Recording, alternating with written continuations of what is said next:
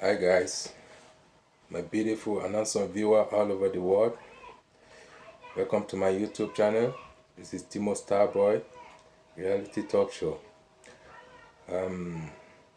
Today was Monday, September 2021. It's a beautiful day as well. So welcome to my show. What we would like to talk about today is about the betrayal. A betrayal in Nigeria government, Yoruba betrayal, and its niches.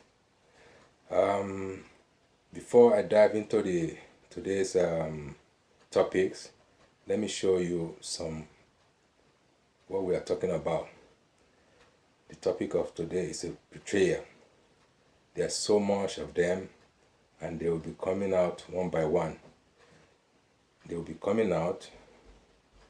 God Almighty will be bringing them out. All these people that they are spoiling Nigeria image, they are betraying their fellow peoples, and these people should be brought down to justice. God will judge them according to their deed. So let me quickly show you the video. Hold on, guys.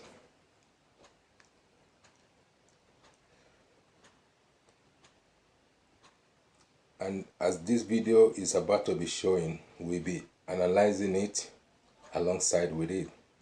So let me show you the video. I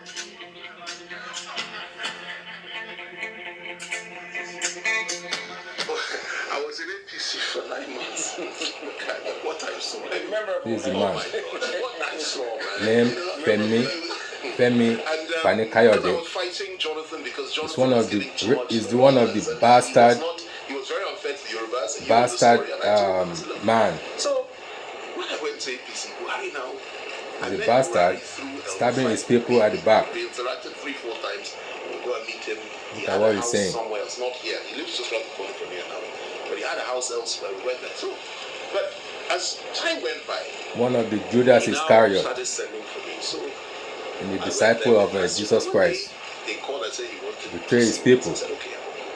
I met him at the transport. When I got there, he said we should go inside the bedroom. They started talking. Said, I hope you guys can be listening to what he's saying. I know his aspiration, but he has a challenge with trusting people in view of what has happened to him in the past. But that he just wants me to know that he would want me to work closely with him. If he manages to win the nomination for his party, and that, he likes me, I'm courageous. The Obasanjo said a lot to him about me, that once I'm on board, I will fight all the way, and he loves that. Anyway, to cut a long story short, let me tell you why I'm telling you this story. We started talking about the history and about the Igbos. You know what this man said to me? He said, they killed our leaders in the middle of the night, and we can never forget it. It's a cultural problem. You can't trust them. When he was talking about trust, that's where it came up. I said, sir, he's talking about trust. Not just northern leaders. They killed leaders from every zone. Southwest, where I come from, yes. The Niger, the South, every zone. Not just the north. Not just the north. And he said, no. He said, but we remember. We will never forget. We will never forget. And we cannot trust them. He said it's a cultural problem. When he said can you trust this man? I had never seen. We will put your comment racism at below after. I've been after the video. Leaders. I've never seen that. This was deep-seated hatred for a whole nation of people. And I left that room thinking to myself, these people have to be stopped. Because if they're not stopped, if they have power, what they will do, first they will deal with the Igbos, yes. Then they will come and deal with us. They will deal with everybody. And it's one of the main reasons, apart from the issue of Muslim ticket. That's what I said, no. Not only will I leave them, I will also expose them and fight them. You understand there's some basic, fundamental, core issues that you must never compromise on. It's not about giving Nnamdi Kanu a position of SGF or position of vice president or something like that. Because if you do that, he will serve his term, then we'll be back to square one. Square zero, man. Absolutely. You've got to fight for your people. You've got to fight for your people. Well, it's a structural, seismic change both in thinking and in approach. And if they say no, then break it. You know, I told you when we were in detention, the truth is I don't even believe in this union anymore. I don't believe in it. He doesn't believe in the nation. He doesn't believe in Nigeria. That's what he's talking about. You know, as they are now, should be back part then. of us. Because their whole mindset, their whole, view about the world is different to ours. So this man was saying that he doesn't believe in Nigeria, in one Nigeria back then. So I will play the second video for you guys to see. The guy is contradicting his word. He's contradicting his word. This kind of people, you cannot trust them. You cannot trust these people. And they are in their leadership. You can't trust these people. The second video. Hold on guys. So this is the second video. Joins us now from our Abuja studio. Thank you, Chief Anikade, for joining us. This is from the channel TV in Nigeria. I appreciate it. It's the same man as you are seeing. It comes to look at what he's talking about now. Surprise that it was some months ago like a rumor, but now it's a real story. That is no longer a rumor. It's real that you have joined the APC. And one will wonder that you met with the president today, one man that you heavily criticized. You called him some names. You brought up some rhetorics that became much more like led the conversation in the last election when you were the director of media for the PDP. And this is the same man that you have met today. What exactly changed from then and now? Thank you very much for having me on your program, and to God be the glory and blessed be his holy name. Well, a lot has changed over the last 6 years, and it is important that we make the right choices and the right decisions at the right time, precisely if we feel as if we are being led by God to make those choices. I make my choices. I owe nobody any explanation or apology other than my family members and other than my God.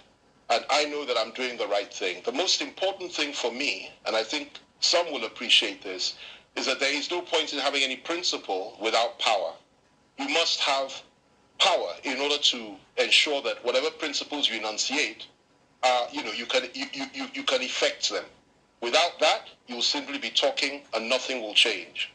I've discovered over the last few months that I can work very closely with people within the APC and elements within the government to effect a change. And we've done quite a lot of that over the last few months without me even joining the party. And it has been very effective. I've collaborated with many people within the party, many of the governors in the party, and I will continue to collaborate with them, even some outside the party. But the most important thing for me right now is this. This country, in my view, is on the brink of war. It's on the brink of disintegration. And we have to join forces, all come together, set our differences aside, and ensure that we build bridges of unity and peace, and ensure that we pull ourselves back from the brink and fight those, mainly from outside this country, that want to destroy our country by dividing us on regional, ethnic, religious, and political party lines. We must build that bridge. We must work together, and we must effect a positive change in our country and move this country in the right direction.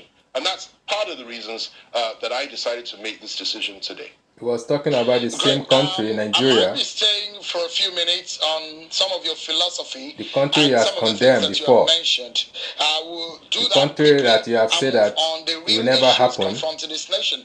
First and foremost, see the betrayal there. President Buhari on issues relating to ethnicity, on issues relating to region and all of that. Several things that you said about him. Has he changed? Those things still remain the same.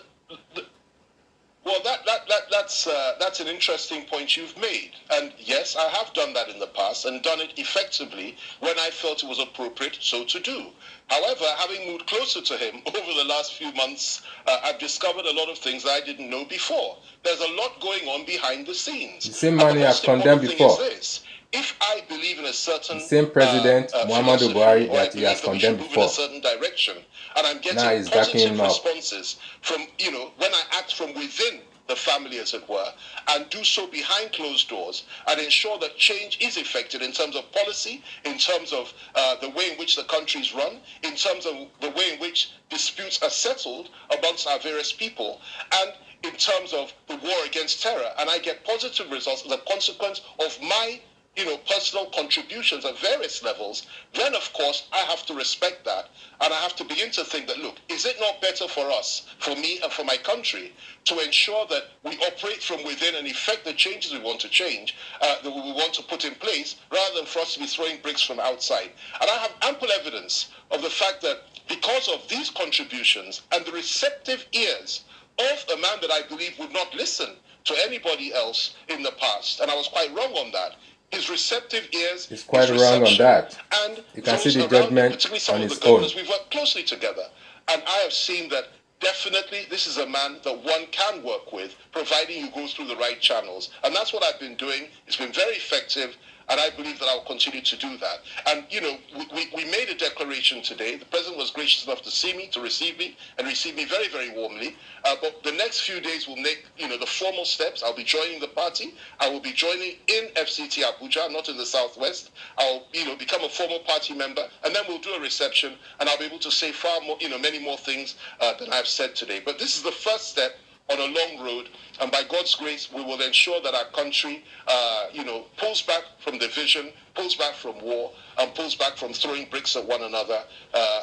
which is what some people want us to continue to do, which I will not do anymore.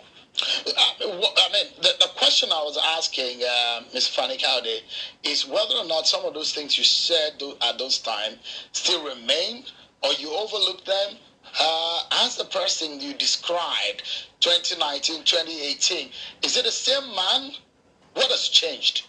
Well, let me put it to you like this. I answered the question by telling you very clearly that I was speaking about him from outside.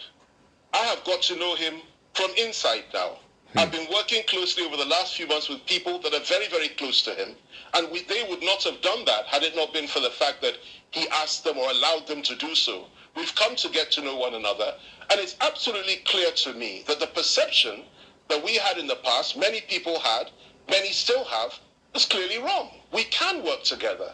We can come together. We can build bridges. We can effect unity in this country. And let me give you one example of that. In the past, we said that elements in the core north have refused to fight terrorism. We all accused them of this. In fact, we went as far as to say that elements in the core north were supporting the terrorists, and they were killing our people and their own people. Well, look at what's happening in the core north today.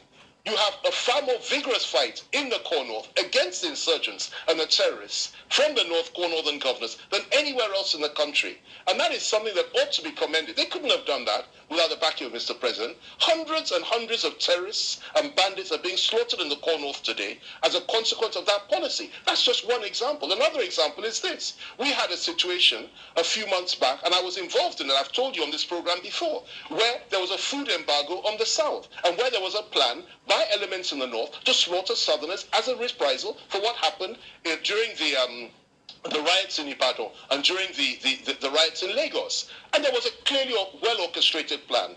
Well, we all came together. We didn't go to the media. We didn't shout. We didn't insult one another. We came together with a number of other people, players from all over the country, and we resolved the issue. And the issue was resolved in an amicable way.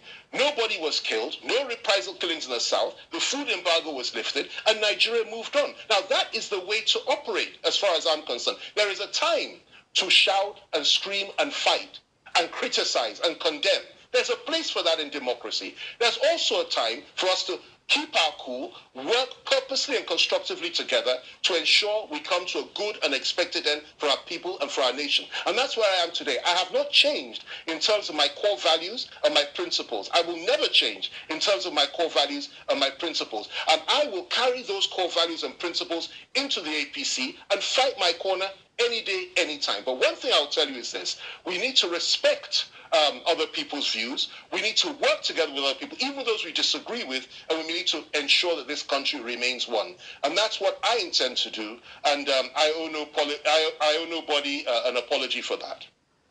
So, so let's get it clear. So the things that you said in the past are not true. You've seen it clearly. Is it because I know you're a Bible student? No. Is it a case of once you were blind, now you can see? Is that the kind of situation? No, listen to me. Listen to me very carefully. I told you, and if you go back, play this again, you will hear it over and over again. Listen to me very carefully. I told you that it's a question of perception. I had never met I'd met him once or twice in 2013. I'd never worked with him ever before in my life. We were not close, we were in different parties, and we were fighting a war. We were fighting a political war in 2015. And I might add that over the last few years after that, I spoke against him probably more than anybody else in this country. However, when it became clear to me that it is not as we thought it was, it's just not as simple as that, and that our country is in a situation of war right now. We are in the middle of a war, and many people want to divide our country. So what do? We retrace our steps, we stop and think, and we say, look, let us work together with those we may have been opposed to in the past, but we believe we can build bridges and move the country forward together. I'm not saying Mr. President is an angel, and I'm certainly not saying he's a demon. I'm saying that he's a man like any other man, but I've come to realize that we can work together. And I've come to realize that he's open, he's magnanimous, he's somebody that has opened his doors to us, and he's welcoming everybody from the other party and from the opposition into this party, and he's not telling anybody, oh, don't say this, don't say that. As long as I'm guaranteed that I can work with him, I can work with anybody in order to ensure that Nigeria survives. Today's major issue is not what you or I think of President Buhari, or what you think of me, or what I think of you. Today's major issue is the survival of our country as one nation, and to ensure that we keep Nigeria one, and we ensure that this man is talking about our nation, he's talking about unification, but in the past, he has condemned all those things. So, I want you to leave your comment below. And don't forget to subscribe to my YouTube channel, TIMOKSTARBOY, reality talk show. This man cannot be trusted. He's one of those that they are betraying, they are betrayers in our country. So it should be dealt with. This attitude is not acceptable in our society. Thank you, boss, and love. Have peace.